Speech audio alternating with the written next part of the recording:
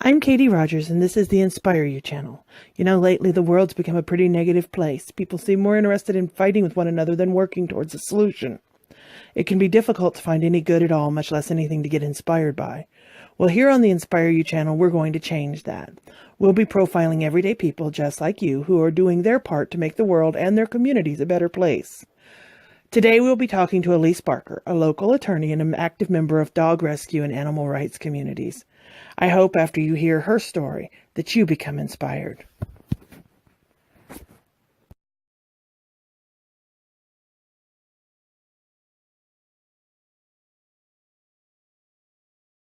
Today we're here with Elise Barker, and she is an attorney here in Springfield, Missouri, and she also does charity work, one of which is rescue. Yes. Right? So talk to me a little bit about your causes and what got you started in them, and I've always loved dogs. I've grown up with dogs. When my family lived in the United States, and then my dad moved as a family to England, and we had Scotties and Border Collies and lived on farms, and then I came back to the United States for college, and I got my first dog and started working with the Southwest Humane Society. I got on the board in the 1980s here and worked with them for probably about 8 years. And as part of being at the Humane Society, one of the advantages or disadvantages of being on the board back then was that it was at that time a kill shelter, and so all the dogs from Springfield and surrounding counties would come into the Humane Society, and they had a policy where the mothers, if they were still lactating or if the puppies were not weaned, would be euthanized and would not be available for adoption.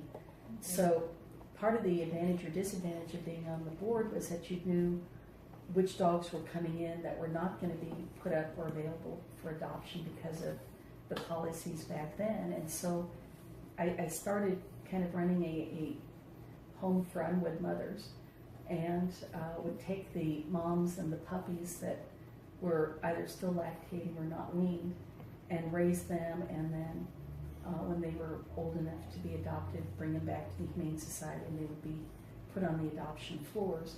At least most of the puppies went back. The moms, frankly, never did. They just stayed. And so I had a number of unwed mothers and then the occasional father, but it was pretty much the girls. And then got to a certain number of dogs where it was no longer conducive to be living in the city of Springfield, and I moved out to some acreage outside of town, and at that point continued fostering to some degree the moms and the puppies, and then gradually. So you rescued before rescue became as widespread as it is today. I guess. Yeah, you kind of started it, didn't you? I wasn't really connected with any of the other rescues, so I wasn't nearly aware of what rescues existed back then as there are now. So I don't really know back then what rescues there were, because it was just my own private little enterprise between me and the Humane Society. And then as I got into transporting, that's when I found out that there were more rescues out there, but when many of those rescues came into being, I'm not really sure. Yeah. But it sounds like you kind of started here in Springfield by yourself. With the Humane Society. Right, and which was great. And then they also had connections back then to the pound in the 80s. The way that dogs ended up, or the lion's share ended up in the Humane Society, where they were filtered through the Springfield pound. Right. They had to be held for 5 days. If they weren't claimed by owners, at that point they would be, for the most part, siphoned off to the Humane Society to determine if they were adoptable or not. And so some connections with the pound back then, but not a lot. So with the explosion, I guess, of rescue nowadays, kill rates have went down, would you say, considerably for the Humane That's my Society? impression. I can't say that I've done really any studies, but I know that in the Springfield pound, I can certainly say that's the case. And also in the Humane Society, I think with regard to both of those, due to more rescues available, changing philosophies. In Springfield, we've been really lucky that when I first had dealings with them at the pound, I'd say probably 90% of the dogs and cats that went through there never made it out alive. Mm-hmm. Either they were deemed unadoptable at that stage because they were in horrible physical condition, elderly, mange, bite cases, just not the most adoptable population of dogs. Mm-hmm. But there was a change in the philosophy of what we ended up. We were very fortunate, and I've lost track of how long it's been. I don't know that it's been quite 10 years, but we had a woman named Christy Ritter who's in St. Louis who I don't know, and I need to ask her why we got lucky enough that she adopted us when she's in St. Louis and has no specific connections to Springfield, but she took on the pound as kind of her cause and started making connections with a variety of people. One, connections that could physically take the dogs out of the pound and board them and foster them in quarantine for several weeks so they're able to get health certificates and then able to look at outside rescues outside of the state of Missouri. She also made connections with local rescues in terms of them taking our local dogs. And then there was a change in philosophy also of the Humane Society where recently it went no kill, and so the dogs that go to the Humane Society would have a much greater chance of survival. But Christy not only made the connections with someone who could take the dogs for the 2 weeks quarantine, but also through the years has developed a network of no-kill rescues throughout the United States. That so when the dogs leave the Springfield pound, they go to a halfway home, which is in Collins, Missouri. They're boarded there for 2 weeks, and then they are transported. Portions of them will go to Kansas City to rescues in Colorado, and then portions of them will go on a dog transport that starts in Springfield, goes through St. Louis, through Indiana, Ohio, Pennsylvania, up the East Coast to rescues in New York and Maine and Canada on what can be basically a 3-day process, and dogs are dropped off along the way. And also there's another leg that will go up through St. Louis to pounds and no-kill shelters in Illinois and in the Chicago area. And so it's based on that just having somewhere for these dogs to go has enormously, from the 90% kill rate, the pound is now, this is just a guess, but I would say it's 10 or 15% in terms of the dogs that don't make it out. It may be less than that, and that would be dogs that are deemed unadoptable because of medical issues. They're bite cases that for legal reasons are not adoptable by the general public. And then also, unfortunately, Springfield has has bans and restrictions on pit bulls being adopted out of the pound, and so unfortunately that population for a long time was not able to be adopted out of the pound, and recently that's been changing too. But yeah, I wanted to ask you about the recent election that took place concerning pit bulls and your thoughts on that as an attorney. I was really excited. You never know.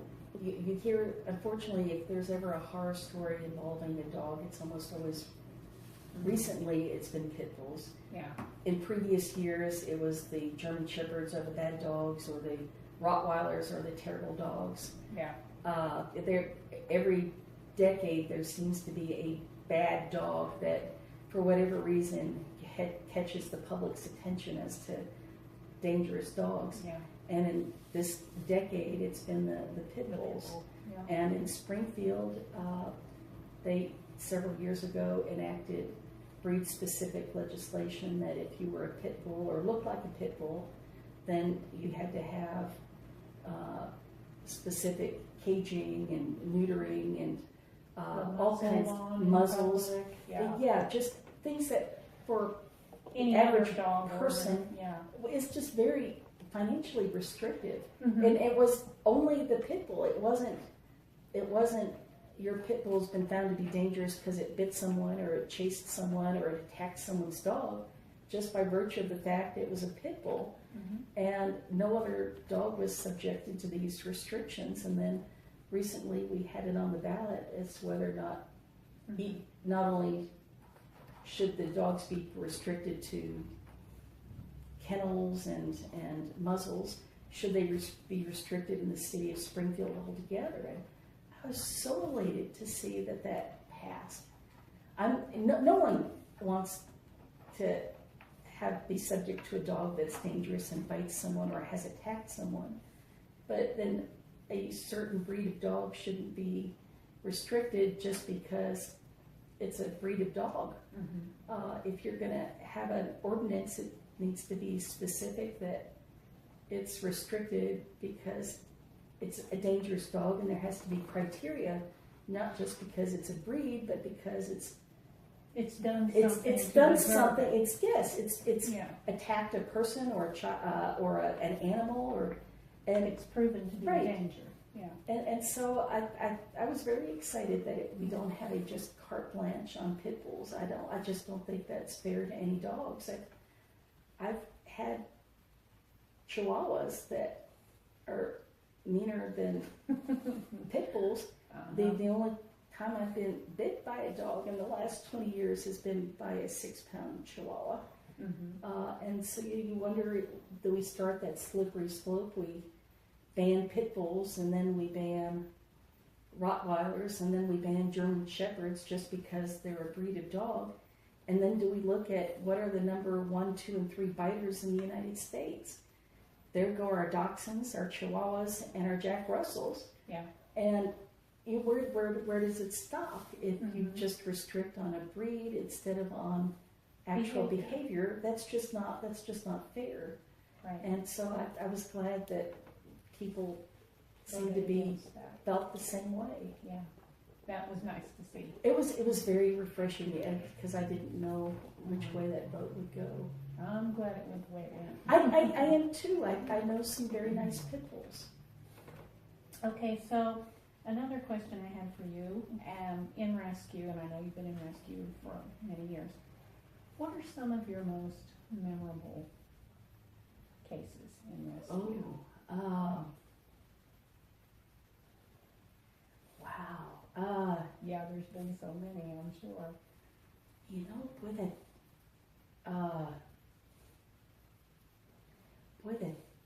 That's hard. It's hard to kind of just pinpoint. Who pops into your mind immediately when you hear memorable cases? Well, I guess one of the most would have to be one of the dogs of my heart is our Chewini, who is a product of the Branson tornado several years ago, and the tornado came in and caused a significant amount of devastation in Branson. And so back then we had a better setup than we do now in terms of being able to foster, and had some kennels for overnight dogs or temporary fosters. And we went down to Branson to get, I think, 2 dogs to temporarily foster, and we ended up with 7. And one of them, one was a Chewini who had a small rat terrier and maybe a poodle sister, 3 little dogs that had all come from an older lady who'd lost her house, that came to the pound and was devastated but had nowhere to bring her dogs. And so she left these 3 little dogs, and then we picked up 2 little Rottweiler sisters, and then two other dogs that are current. We picked up a hound and another dog, and that were going to be temporary. And we got home, and we were planning to put 3 little dogs together in one of the pounds in the barn, and it didn't take 5 minutes before we had a small Chiweenie that made it clear that she was not a kennel dog, that her place was on the couch, and by God, that's where she planned to stay. And she's never left. She is the love of my husband's life. Yeah. That the day starts and ends with him, and Mm-hmm. recently he's been very sick, and she has not left his side. That That's great. she tells him at 8:30 that they are tired and that they need to go to bed. And what's this little lady's name? Chewy. Chewy. We were she was initially named Eva after Eva Peron because she had somewhat dictatorial Oh, yes. attitudes. Mm-hmm. But my husband decided that no, she was Chewy, and she's remained Chewy ever since, and she runs the household. When she's not happy, no one's happy. Yeah. And So Chewy was a foster failure. she was a foster failure, and then her two sisters found homes, and then one of the big hounds was a foster failure until someone fell in love with him, and she is now living in Minnesota on a farm. And then the two little Rottweiler sisters stayed with us for about a year and a half. Yeah. And then ultimately, it was a non-negotiable that they had to go together, and so we found a place that would take both of them and offer them a home. But yeah, probably Chewy is your most memorable. yeah. And then on my Facebook feed, periodically it will have the 2 years ago and 3 years ago, and Max shows up.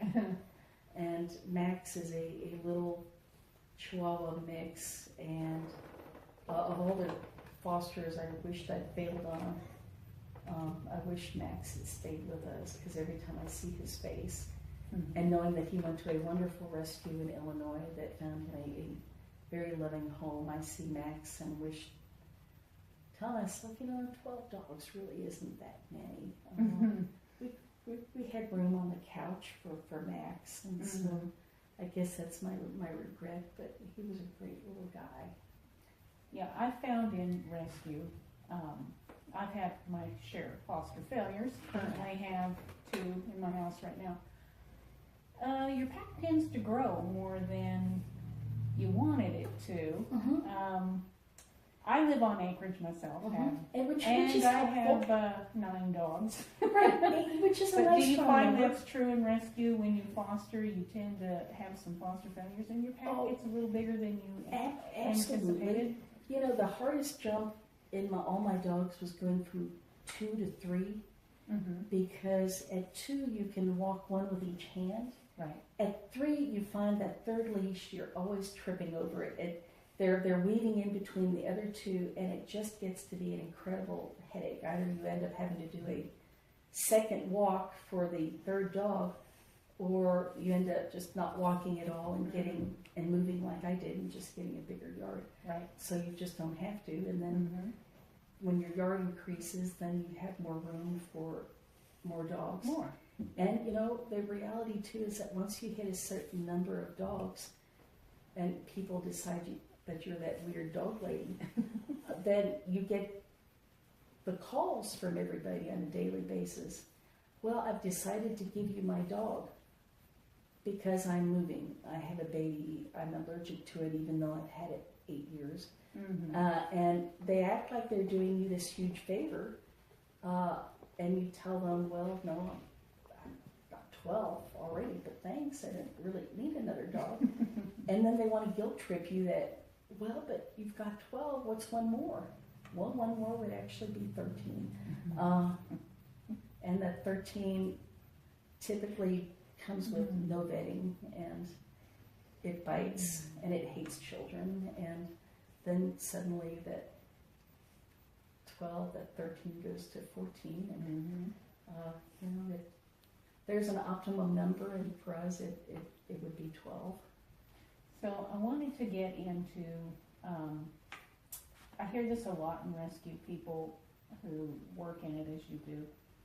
They'd like to see an end or the need of it. Oh, that would be great. There would be nothing nicer than not have to wake up at 5 in the morning on a Saturday to transport dogs across state, it'd be wonderful to look at my news feed and not see dogs from Springfield and across the country that are being euthanized because there's no space and there's no fosters and the pounds are overcrowded, and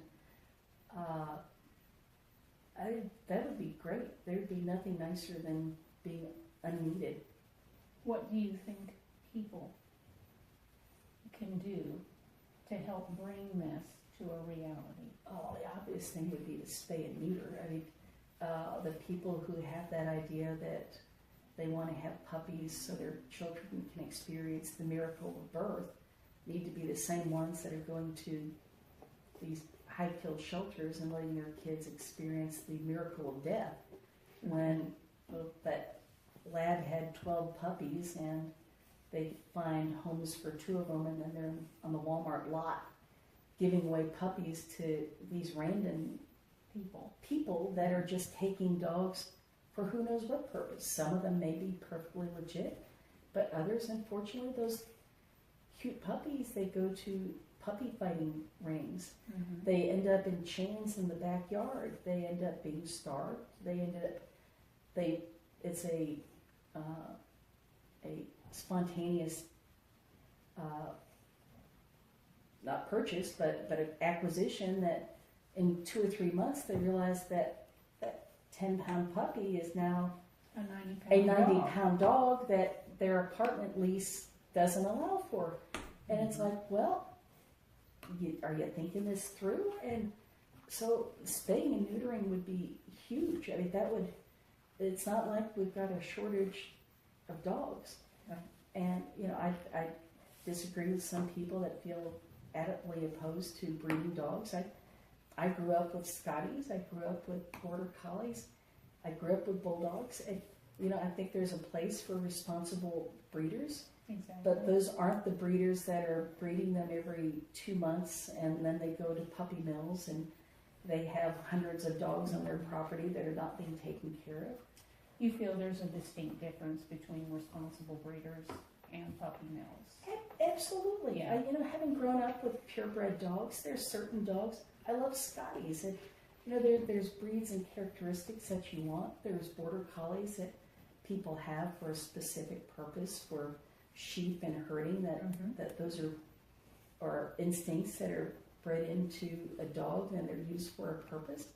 I'm fine with that if their dogs are vetted and go to good homes and don't end up in horrible cages and terrible illnesses, and they're breeding these dogs that they know have epilepsy or some genetic trait that instead of being responsible and not breeding the dog, they then breed it and you end up with a dog with issues. Like hip dysplasia. Hip dysplasia, or these double merles that we talk about that end up blind. And, I think there's do I think there are plenty of dogs without breeding them? Yes. But am I absolutely adamantly opposed to a responsible breeder? I think there's a place for them too, but there's also a huge place there's something to be said about the hybrid vigor of a mutt. That, it's been generations since you could figure out what it was, but is loving and sweet and healthy and perfectly fine dog. And is a perfectly fine, happy, healthy dog. And so we have a house full that has a little bit of both. We've got a dachshund and we've got a Chiweenie. And we've got a Chiweenie and we've got a Chug and we've got 5 siblings that had 5 different dads that look nothing like each other. That there's room for both in a responsible. I'm not quite sure these designer dogs in terms of the Chiweenie, which is now I guess a designer dog, and then the poodles that they're mating with the Goldens. And, my day in the 80s, that would be under the mutt category. Right, Nothing wrong with a mutt, but yeah, I'm not sure why the title designer dog. is suddenly, kind of- you're paying yeah. $1,500 for a mutt. What would have been A a mutt lo- 30 years ago. A lovely mutt, but a Yeah. mutt. Yeah. Again, Yeah, that's up to whatever floats your boat, I Yeah. guess. okay, so my final question is, as far as rescue goes, if somebody's wanting to get into rescue, what would be your advice to somebody who's looking to get involved? Because there's many different directions they Oh, can go, as you yeah. pointed out. You can foster, you can transport. What do they need to understand about that? I think they need to do some soul searching in terms of what they're physically, mentally, time-wise, money-wise able to do. Mm-hmm. And once they figure out what their limitations are, then and what their interests are, and kind of go from there. Because if you live in an apartment, obviously maybe fostering is not something you're able to do. Right. But all of these no-kill shelters and kill shelters would love to have volunteers coming to help walk the dogs, clean kennels, maybe get to know these dogs and be able to tell other people that these are certain traits a dog has. If you have lifting restrictions, then you probably don't want to be a transporter, but you may be able to drive and have another driver with you that can help you with that. Mm-hmm. If you're able to foster, that's gold dust in terms of rescue. The no-kill shelters and the kill shelters are dying for fosters that are able to take a dog for a period, either just a short period or are able to commit to a longer period where they can have a dog in their home and help house train and socialize. And there's so many options in terms of how you can be helpful. And then obviously adopting a dog from a kill shelter or no kill shelter is the ultimate in terms of what you can do to rescue a dog. But the reality is the more you end up adopting or foster failing, that's fewer spaces you have to be able to continue to foster. And so that's the downside of that. But there's all kinds of, there's about any option in terms of age and physical capability that it's really what your interests are and what you're able to commit to. Exactly. Like, in my experience, people need to know that fostering can go from maybe a week To forever. Well, forever if you fail, but I've had dogs in my house as long as 6 months to a year, and they get adopted sure. out after that. Learning to let go, I guess, could be another thing. Oh, that's hard. It is difficult. Yeah, my little Max, I think, and some of them you just, for whatever reason, there's some that you attach to more than others. And then sometimes the hard part is that your other dog members attach to some of your fosters. Exactly. And that's hard to make that commitment to. Do you break up those dog friendships? Mm-hmm. And because that could be. Well, I have two at my house right now that are together because they just fell in love with each other and I couldn't bear to separate them. That's us. We've done that before too, which seems crazy. My husband, a few years ago, we came home from a meeting and there were all of our dogs were on the lawn and they're lying down in this circle and we wonder what in the world is going on. And they managed to trap a small armadillo. It's like, what in the world? And we finally were able to get all of them in except our big black dog. And she did not want to let her little armadillo friend go. It wasn't that she wanted to kill it, but she found herself a buddy. And my husband explained that the pets in the family don't get to have pets. We are going to let the armadillo go. And finally, it was kind of a fight, but we were able to let him wander off and do what armadillos do. But yeah, they do. They form friendships just like people do. Mm-hmm. Well, thank you for being with us today and giving us your thoughts and insights on rescue, and continue to do the good work. Well, thank you, because you guys do the same. I appreciate what you do. Well, that's partly why I'm in one of the transports.